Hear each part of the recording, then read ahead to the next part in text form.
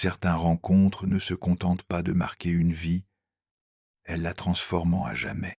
Il existe des liens qui dépassent la logique, les schémas habituels d'attraction ou d'affinité, et éveillent quelque chose de plus profond, un appel intérieur, un souvenir ancien presque mystique. Quand cela se produit, il ne s'agit pas d'un simple sentiment, mais d'une expérience archétypale qui touche les couches les plus profondes de l'inconscient. C'est à cet instant que l'amour cesse d'être un simple affect humain pour devenir le miroir du destin. Une énergie vivante, intense, agit dans l'ombre de ces rencontres et, selon Carl Jung, se relie directement au processus d'individuation.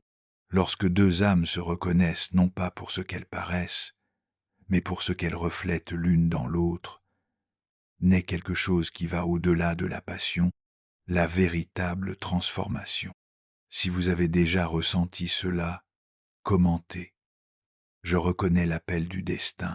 Lorsqu'on évoque des rencontres qui transcendent l'amour ordinaire pour devenir une expression du destin, on pénètre au cœur de la psychologie analytique de Carl Jung. Pour Jung, le véritable amour est bien plus qu'une attraction.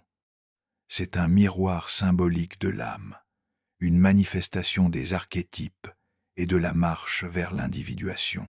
Dans cette perspective, l'expérience amoureuse peut activer des forces inconscientes conduisant à l'accomplissement du self, le centre organisateur de la psyché. L'un des concepts jungiens majeurs à l'œuvre dans ces rencontres est celui de la projection. Bien souvent, nous projetons sur l'autre des aspects inconscients de nous-mêmes, notamment ceux de notre anima ou animus, ses composantes féminines et masculines intérieures. Cette projection donne l'impression que nous connaissons cette personne depuis toujours, ou qu'il existe un lien inexplicable entre nous deux. Lorsque la projection commence à se dissoudre, nous sommes confrontés à la réalité de l'autre et à nos propres contenus refoulés, ce que Jung appelait l'ombre. C'est dans ce face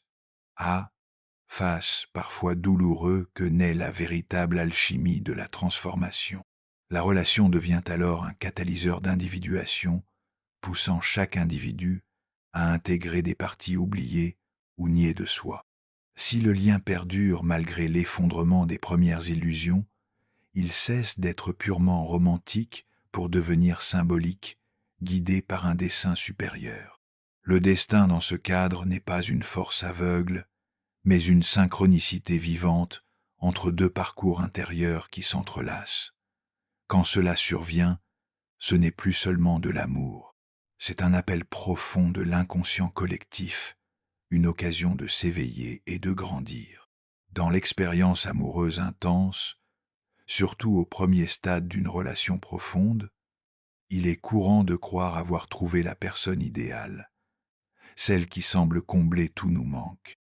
Cet enchantement, décrit par Jung comme une projection, est un phénomène psychique puissant où nous attribuons à l'autre des images, des désirs et des archétypes non encore reconnus ou intégrés en nous. Nous voyons en lui un être aux qualités divines, rédemptrices ou même menaçantes, non pas parce qu'il l'est vraiment, mais parce que nous percevons inconsciemment une part cachée de nous-mêmes. Cette projection n'est pas un jeu d'ombre et de lumière sans intérêt. Jung l'a considérée comme une étape inévitable, parfois nécessaire, du processus d'individuation. C'est par elle que l'inconscient émerge vers la conscience, suscitant l'attraction et la fascination qui nous poussent vers l'autre. Le vrai défi commence quand l'image projetée s'écroule, révélant un être réel, imparfait et humain. À ce moment, la relation se trouve à un carrefour. Elle peut s'effondrer sous le poids de la désillusion ou évoluer vers un amour plus conscient et profond. La projection amoureuse sert souvent de révélateur. Elle nous montre ce que nous n'aurions pu voir seuls. Par exemple, celui qui voit dans son partenaire le sauveur peut en réalité chercher à restaurer sa propre autonomie émotionnelle ou spirituelle. Celui qui s'éprend d'une personne mystérieuse, sombre ou difficile tente peu, être inconsciemment d'apprivoiser sa propre ombre refoulée. En tombant amoureux, nous rencontrons souvent la part de nous que nous n'avons pas osé vivre, reflétée dans l'autre. C'est pourquoi les relations profondes sont aussi des terrains de révélation.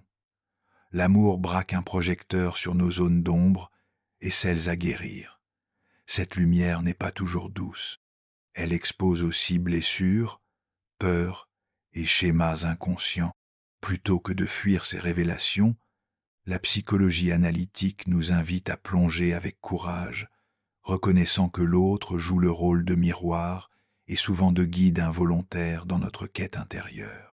Le processus de retrait de la projection est délicat. Il implique douleur, frustration et parfois rupture. Mais il offre aussi une chance unique, voir l'autre tel qu'il est et, en même temps, se voir soi-même sous un nouveau jour. Si l'on traverse cette phase sans abandonner le lien, peut naître un amour plus authentique et transformateur, moins idéalisé mais profondément réel. À ce stade, la relation cesse d'être un conte de fées pour devenir une aventure symbolique, où deux âmes s'aident mutuellement à évoluer. C'est dans cette traversée que l'amour se mue en destin. Ce qui semblait n'être que passion ou hasard se révèle comme partie intégrante d'une construction archétypale bien plus vaste. La projection, malgré son essence illusoire, nous conduit jusqu'aux portes de l'inconscient où nous pouvons rencontrer notre vérité la plus intime. L'autre devient catalyseur de notre réveil et la rencontre amoureuse, miroir du processus d'individuation. L'amour né de la projection peut se terminer en rupture, mais il peut aussi évoluer vers l'intégration. Tout dépend de notre capacité à regarder en nous et à comprendre ce que nous cherchons vraiment dans l'autre. Quand nous y parvenons, nous réalisons que cet amour a toujours été l'appel de l'âme, et y répondre est le premier pas pour vivre non seulement l'amour, mais le destin.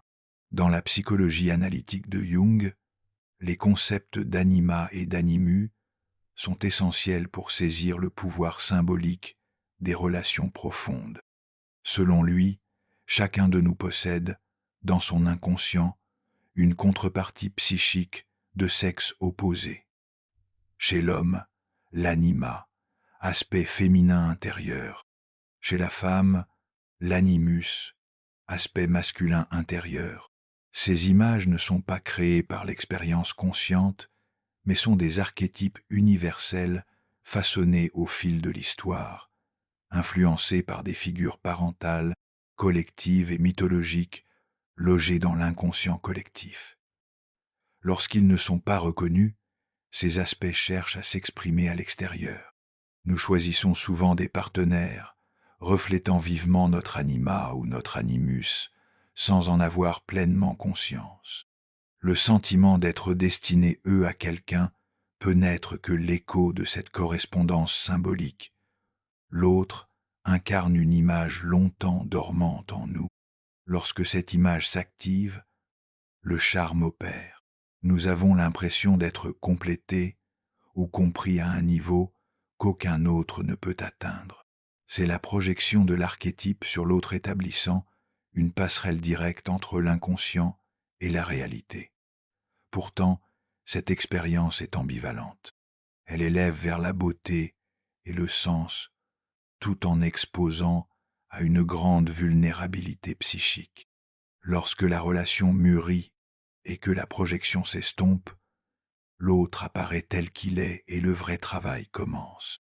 Nous devons alors reconnaître que l'anima ou l'animus que nous cherchions en lui réside en fait en nous, à intégrer dans notre personnalité consciente.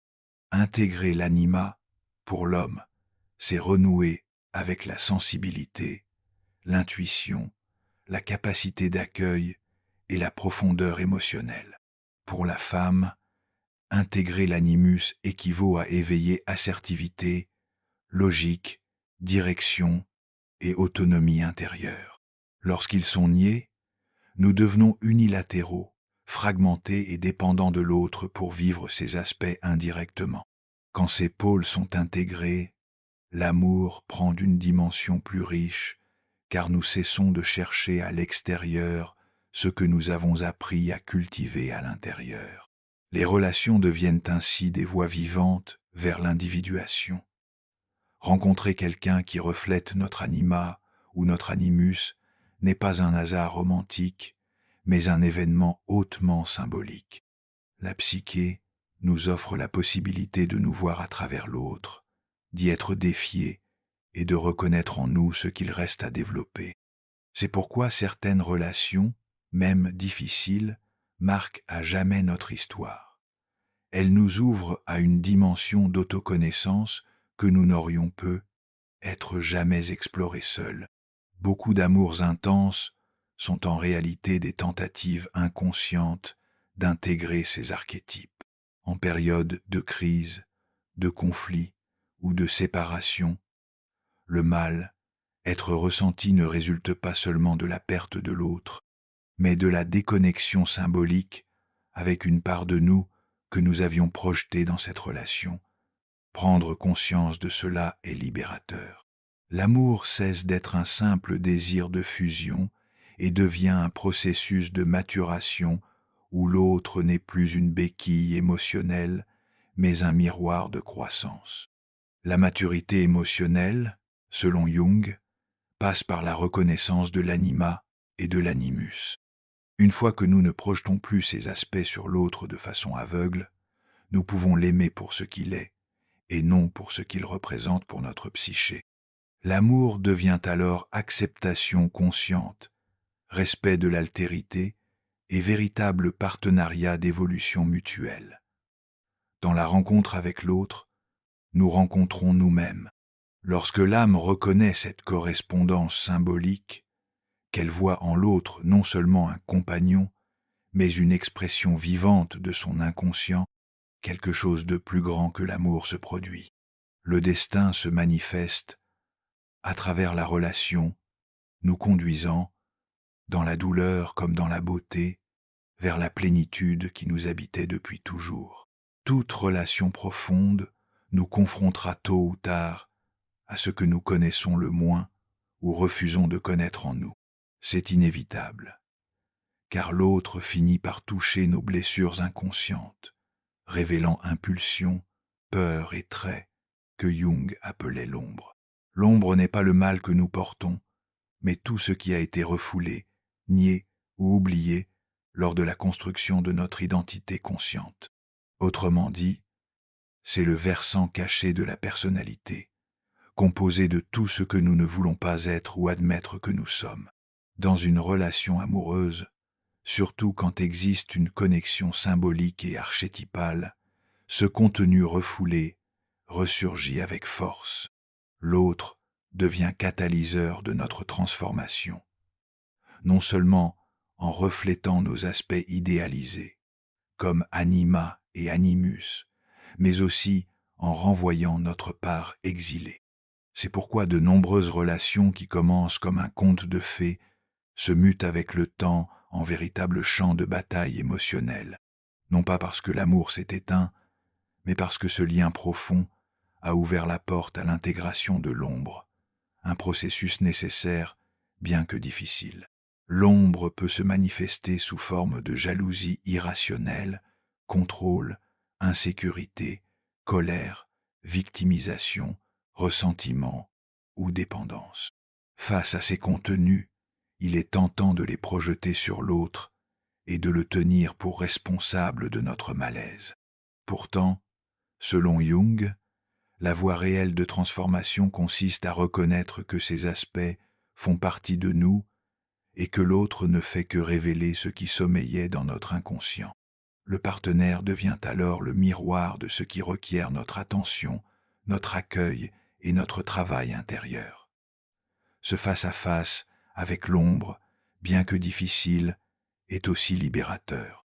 En cessant de blâmer l'autre et en explorant ce que ces conflits disent de nous, nous gagnons la possibilité d'intégrer des parts de nous-mêmes, jusque-là dissimulées. Plutôt que d'éliminer l'inconfort, nous apprenons à danser avec lui, à écouter son message et à mûrir émotionnellement. Dans ce contexte, L'amour n'est plus seulement plaisir et compagnie, mais une quête initiatique vers la totalité de l'être.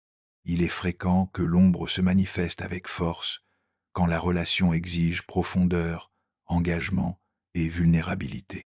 Plus l'amour nous invite à l'authenticité, plus il confronte les masques que nous avons créés pour survivre. Surgit alors un paradoxe. Nous ne pouvons aimer véritablement qu'en nous dépouillant de ces masques, mais ce dévoilement nous oblige à affronter tout ce que nous avons évité d'être. Le conflit devient ainsi inévitable et nécessaire. Les relations conscientes reconnaissent la valeur symbolique des conflits. Au lieu de fuir ou de réprimer, elles utilisent chaque désaccord, chaque impasse, chaque blessure comme une opportunité de croissance, pourvu qu'on les aborde avec honnêteté et écoute intérieure.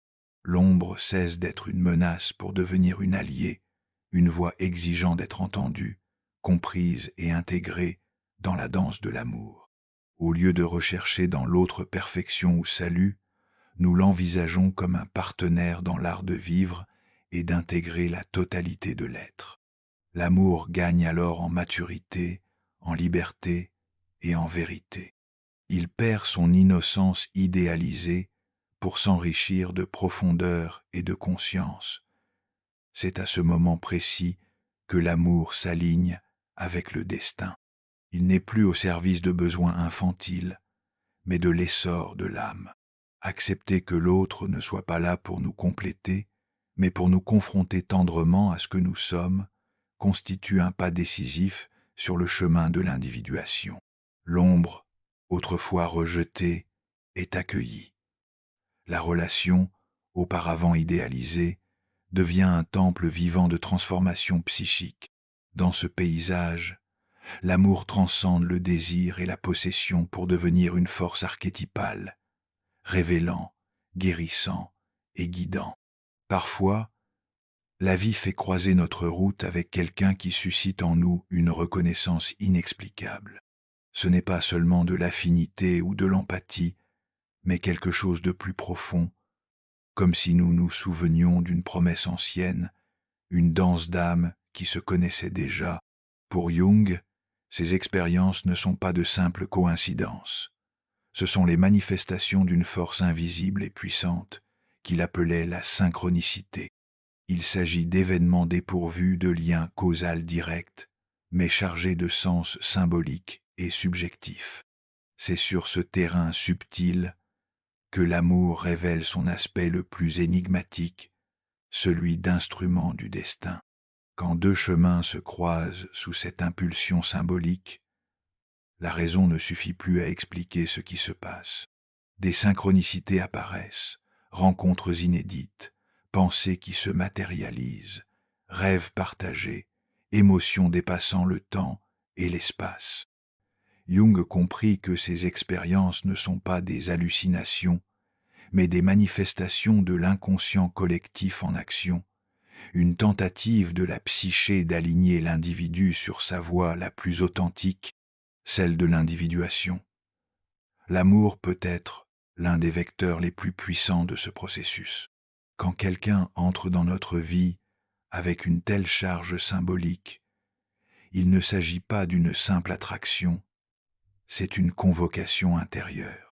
Sa présence active en nous des enjeux, des archétypes et des défis essentiels à notre croissance. Cette dynamique dépasse les intérêts personnels ou romantiques. Elle révèle une mission réciproque. L'autre est miroir et guide symbolique, non par conscience, mais parce que son existence s'entrelace avec notre mouvement psychique le plus profond. Il importe de comprendre que la synchronicité n'implique pas un parcours sans embûches ni la promesse d'une éternité partagée. Le destin n'offre pas le confort, mais la transformation. Ces liens surgissent souvent pour rompre d'anciens schémas, ouvrir des espaces intérieurs et provoquer des révolutions émotionnelles. Ils se présentent comme des maîtres déguisés en amants, mettant au jour des aspects enfouis de notre inconscient. La douleur qui accompagne parfois ces rencontres n'en annule pas le sens. Elle en fait partie intégrante, processus de réalignement avec ce que l'âme doit traverser. Dans un univers régi par la seule raison, il serait facile de balayer ces expériences comme de simples illusions. Mais le langage de l'inconscient est symbolique, poétique, paradoxal. La synchronicité s'exprime par des images, des émotions et des coïncidences chargées de sens. Rencontrer quelqu'un qui touche profondément l'âme n'est pas une dérive du chemin. C'est le chemin lui-même qui se manifeste, vivant et incarné. L'inconscient collectif œuvre silencieusement à travers ces croisements pour que quelque chose d'essentiel soit rappelé et vécu. Même bref, ces relations synchroniques laissent une empreinte indélébile. Elles catalysent l'éveil. À partir d'elles, beaucoup entamant une quête d'autoconnaissance, affrontent leurs peurs, guérissent de vieilles blessures ou découvrent des talents et des vocations dormants. L'amour né de la synchronicité est avant tout agent de transformation. Il nous pousse hors de notre zone de confort, nous met au défi de grandir et nous invite à vivre avec plus de vérité. Le lien entre synchronicité et destin réside dans la conviction que certaines rencontres sont irremplaçables. Elles portent une qualité unique, insubstituable, qui nous marque et nous oriente autrement. Même éphémères, leurs impacts perdurent. Elles nous rappellent qu'une intelligence supérieure est à l'œuvre, au-delà de nos volontés conscientes, et qu'elle se manifeste par les rencontres et les séparations de la vie. Jung concevait le destin non comme un scénario immuable, mais comme une tendance archétypale, une direction que notre âme cherche à emprunter avec ou sans notre consentement conscient. Quand nous acceptons cela, nous cessons de demander « pourquoi cela m'arrive ?» pour interroger « dans quel but cela m'arrive-t-il ?» Ce changement de perspective métamorphose la souffrance en sens et l'amour en chemin. L'amour né sous le signe de la synchronicité n'est jamais ordinaire. Il se présente comme un appel, un rappel que notre âme connaît des itinéraires que l'esprit ignore encore. Lorsque nous répondons à cet appel avec courage et présence, nous nous accordons au flux de la vie, non plus en simples passagers, mais en co-créateurs de notre propre destin. Dans un monde où les rencontres sont souvent jugées fortuites ou superficielles, reconnaître la portée symbolique d'un lien véritable est un acte de courage et de conscience. Quand l'amour nous confronte, nous transforme et nous offre de voir en nous des aspects cachés, il cesse d'être une simple émotion pour devenir un chemin. Carl Jung nous montre que c'est à travers ces relations intenses, imprégnées de projections, d'ombre, d'anima, d'animus et de synchronicité, que l'âme trouve sa voie vers l'individuation. Ces relations ne sont pas parfaites, mais elles sont authentiques. Elles exigent abandon, présence et volonté de grandir. Quand deux mondes intérieurs se rencontrent de façon archétypale, quelque chose de plus grand s'éveille. Le destin se dévoile derrière le voile de la passion, et c'est dans cette révélation que l'amour trouve son véritable pouvoir, celui de transformer des vies, non par la promesse d'une complétude illusoire, mais par l'invitation à la totalité. Si ce contenu a éveillé quelque chose en vous, abonnez-vous à la chaîne et activez les notifications. Partagez cette vidéo avec ceux qui ont besoin de comprendre la profondeur des rencontres que la vie propose. Et n'oubliez pas, la vidéo qui apparaît à l'écran en ce moment pourrait bien être la prochaine étape de votre voyage intérieur.